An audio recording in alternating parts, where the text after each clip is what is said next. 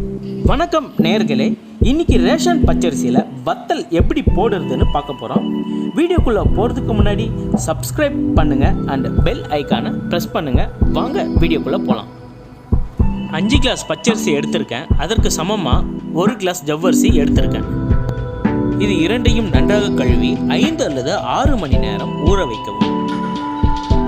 பிறகு மிக்ஸி அல்லது கிரைண்டரில் மாவை நைஸாக அரைத்து எடுத்துக்கொள்ளவும்.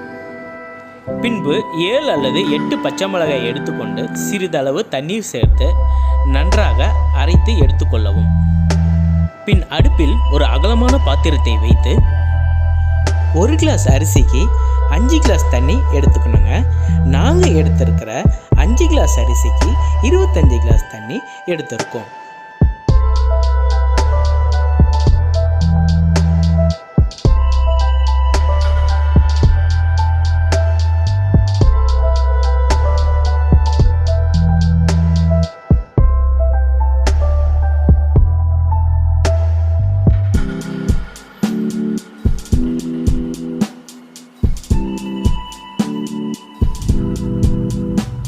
பிறகு தண்ணீர் நன்றாக கொதித்து வரும்பொழுது தேவையான அளவு உப்பையும் பச்சை மிளகாய் கரைசலையும் சேர்த்து அத்துடன் பெருங்காய தூளையும் சேர்த்து நன்றாக கலக்கி விடவும்.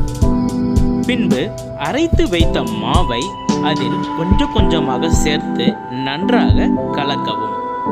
மாவு கட்டிப்படாமல் நன்றாக கிண்டவும்.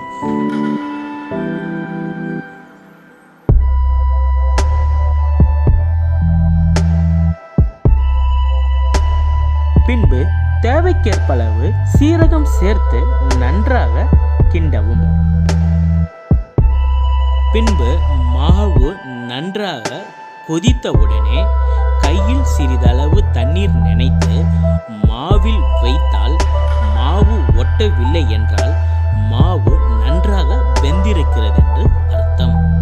பின்பு அடுப்பை அணைத்து கொஞ்ச நேரம் ஆற வைத்த பிறகு மாடியில் எடுத்து சென்று வத்தல் போட ஆரம்பிக்கவும்.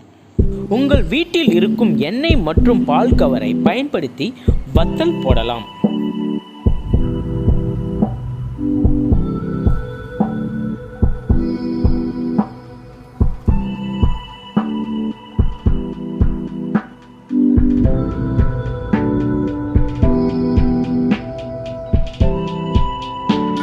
நன்றாக காய்ந்தவுடன் வத்தல் துணியை திருப்பி போட்டு சிறிதளவு தண்ணீர் தெளித்து வத்தலை எடுக்கலாம்.